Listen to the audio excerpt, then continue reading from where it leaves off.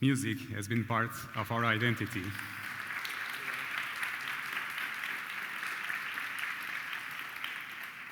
Music has been part of our identity for a very long time. Archaeologists have excavated instruments older than 40 millennia. We were running away from lions and other beasts, but yet we always find the time to sit down, relax, and enjoy some music. Music has been contributing with the expression, joy, and meaning to cultures all around the world. But music has not been standing still. And like technology, it has evolved. It was actually helped by technology. Computers have helped democratize the content or music creation and distribution. And the computer has become just another tool, a very powerful one, in the musician's arsenal. But one needs to pose the question, will one day computers not only create their own music, but will they also be able to enjoy it?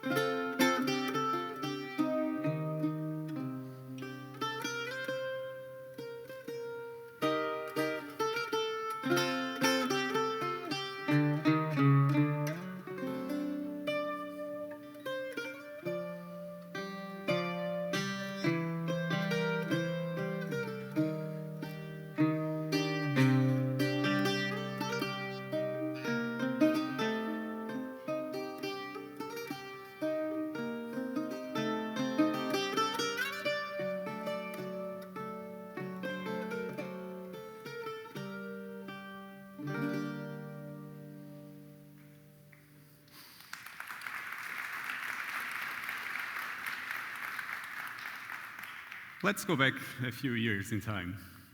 I was born in the decade when the singularity was always 20 years away.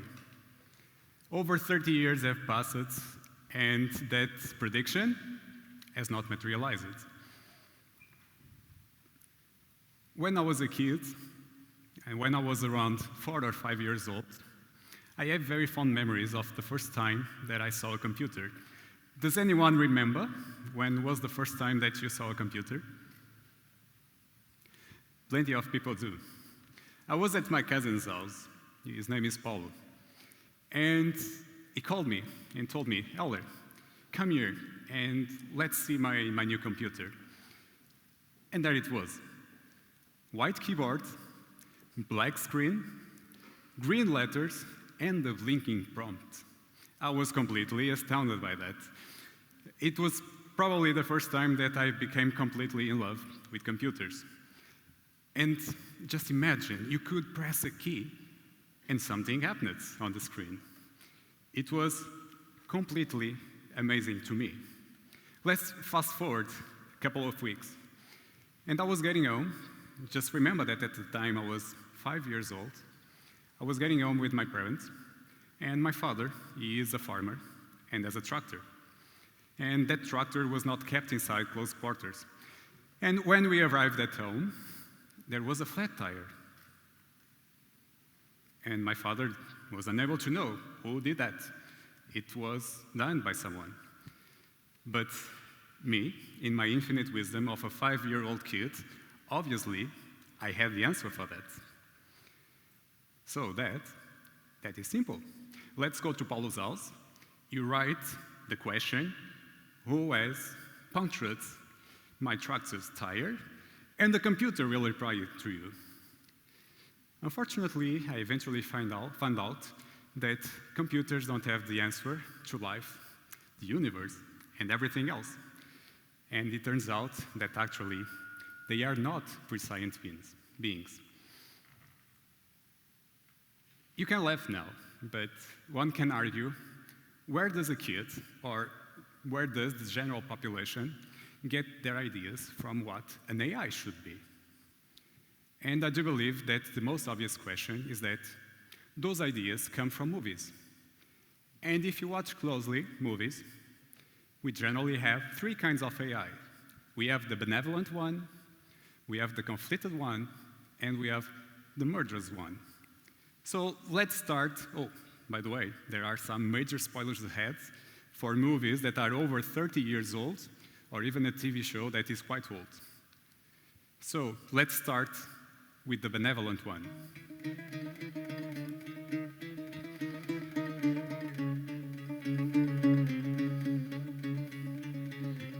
I remember the first time that I saw Knight Rider.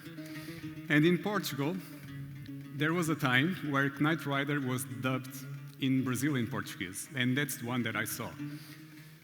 I should have known by the time that AIs only speak English, as you know. They rarely speak other languages. But I didn't know. But I was impressed with that.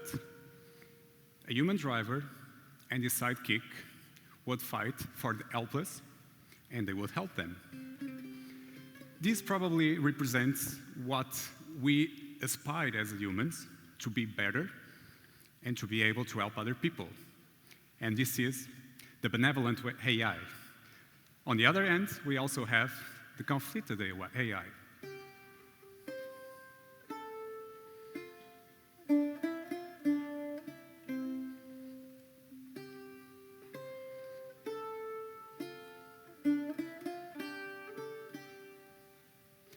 In 2001, A Space Odyssey. Do you know that movie?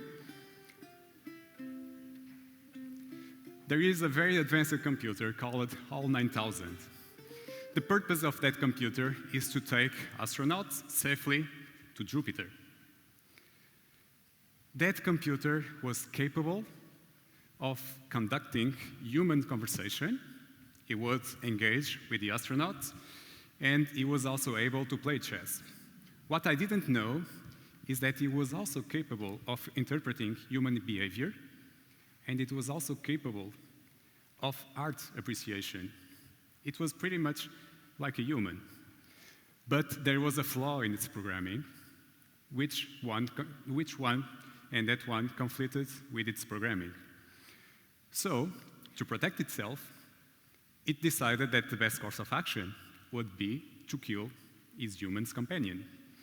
And we know that at least one of the astronauts was killed, which was Paul, and the other one, he tried to kill him, but he was unable to do that, David. And eventually, David had to shut it down. And finally, we have the last one, the murderous one. Let's talk about the Terminator, but only the two movies, the two first ones. Let's forget that the other ones exist. I know that one is about to come out, but I don't really know what to expect. You know the drill. We invent a very advanced AI. It eventually tries to kill us. It actually succeeds in killing us. Then it comes back in time, but we have a resistance, and that resistance also comes back in time. And we try to prevent the AI from ever coming online. I know. There are some continuity problems here, but this is the murderous AI. It's the one that always tries to kill us. I have yet to hear something like this from an AI. I'll be back to enjoy some music. It was never heard before.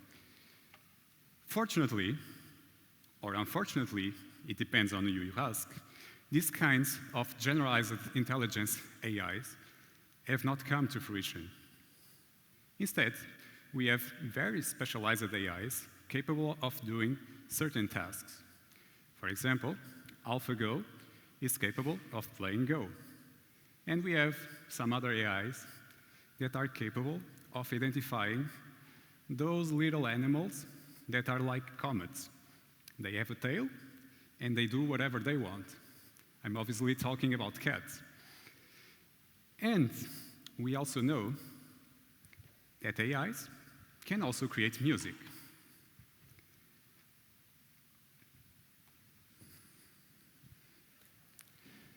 Music has the ability to touch us, to motivate us, to make us happy, or to make us sad, to energize us, or to make us slow down, to put us in a state of thinking, of deep thought.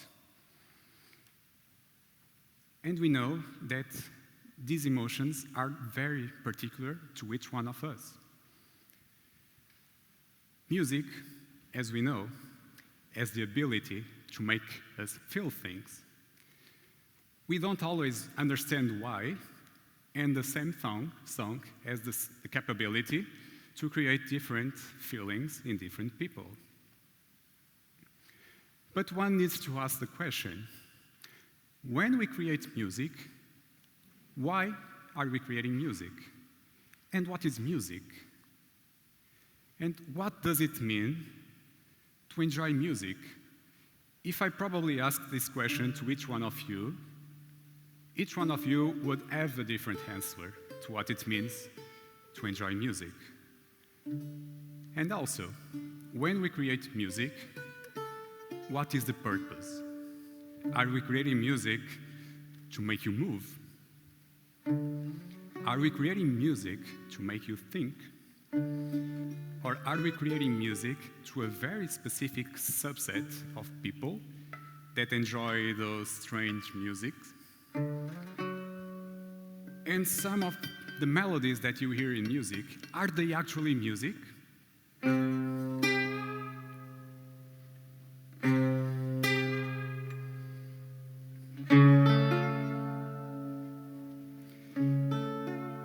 These questions make sense for us as humans. But can we make the same questions to an AI? Just imagine that an AI is creating music. To whom or to what is that AI creating music? What will be its purpose? Do you believe that a music generated by an AI will sound pleasant to us? Or even, will we be able to understand that song? Can we hear it? And if an AI is creating a music to another AI, will it sound alien to us? And how can we understand that an AI is actually enjoying its own music? Perhaps it will show up late for work because it has been partying wildly in the last night. This is hard to predict, but that's the beauty of it, right? We know that AIs, when left for themselves, they are capable of doing some crazy things. You know that AlphaGo has developed some novel movements, and that has allowed it to actually win against top players. And with that, I want to present you a music completely created by an AI, Have.ai, and that song was created specifically for this event.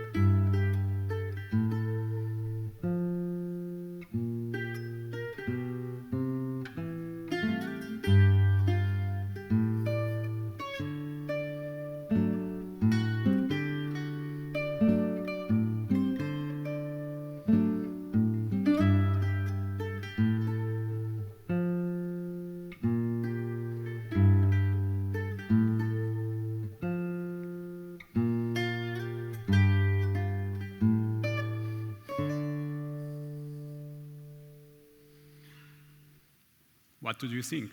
Does it sound pleasant? No human intervention.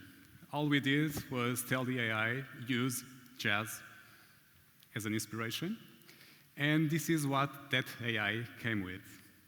I find it astounding that a piece of technology was able to create music that we actually are capable of enjoying. If you don't mind, I will ask Pedro to please play again, because I do believe that we must register this.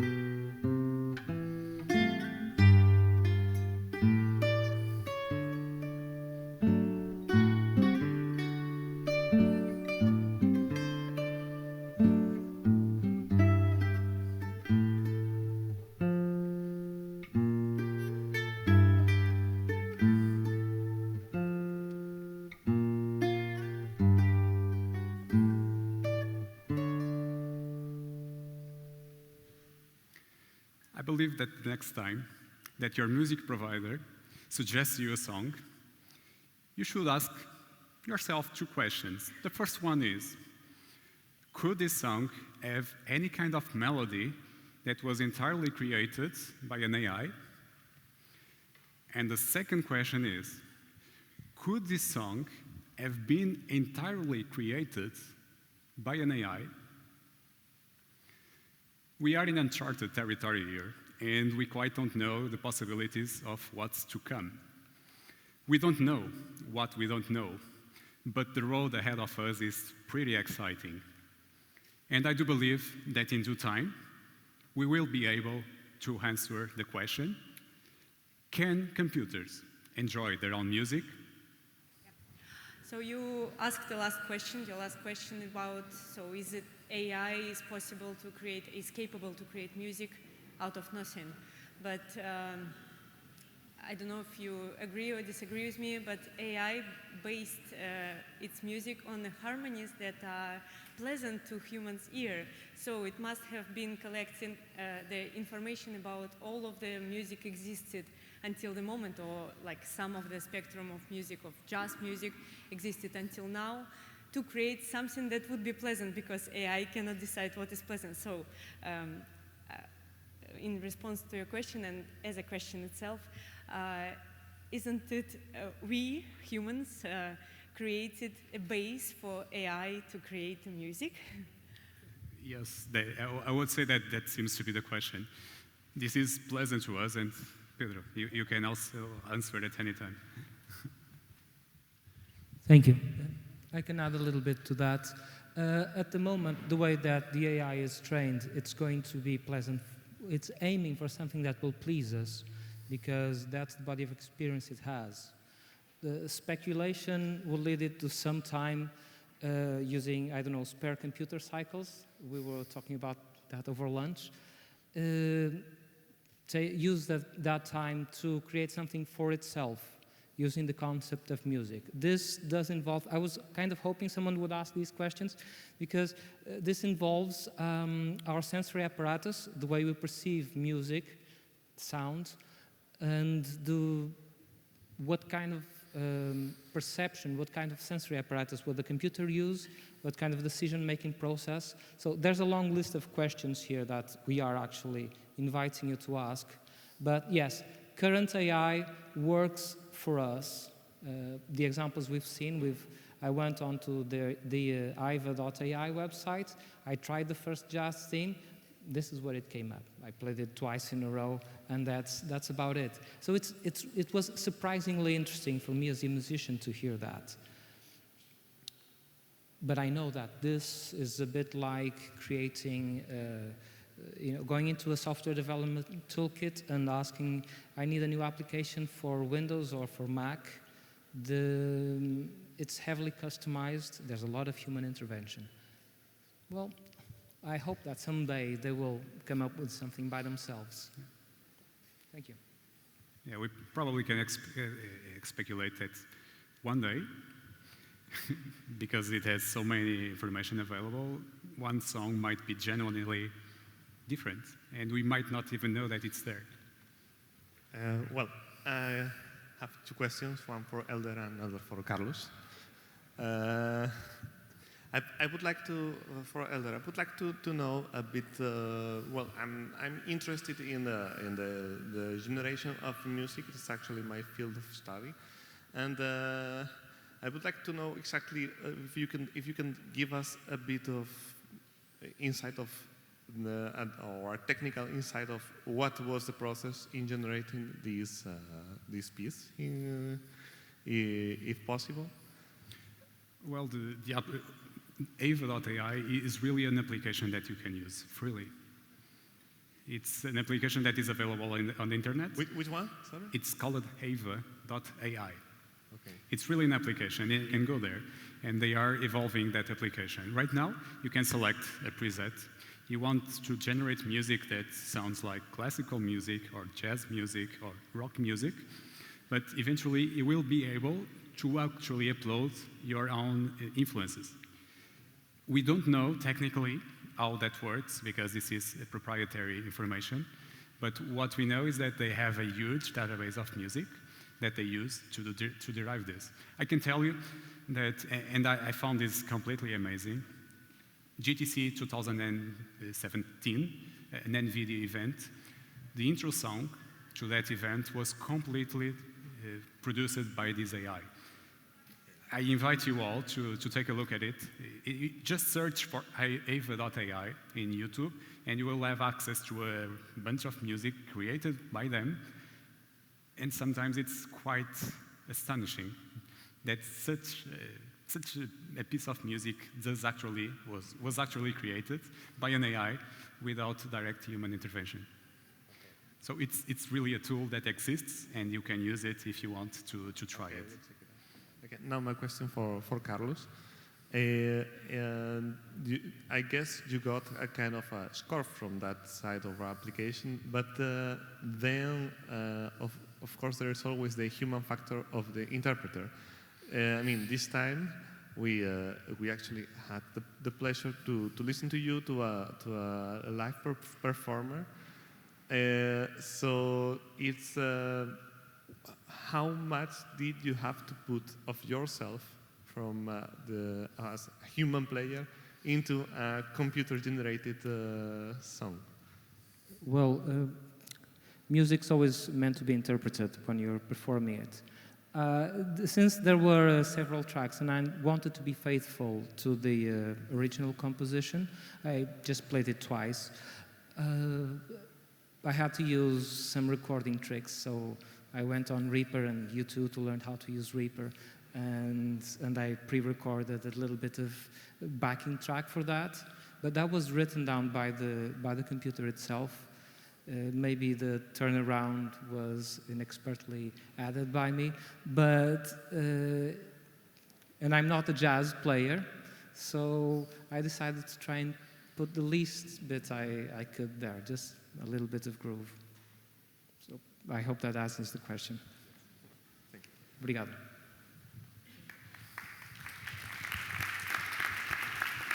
Thank you all.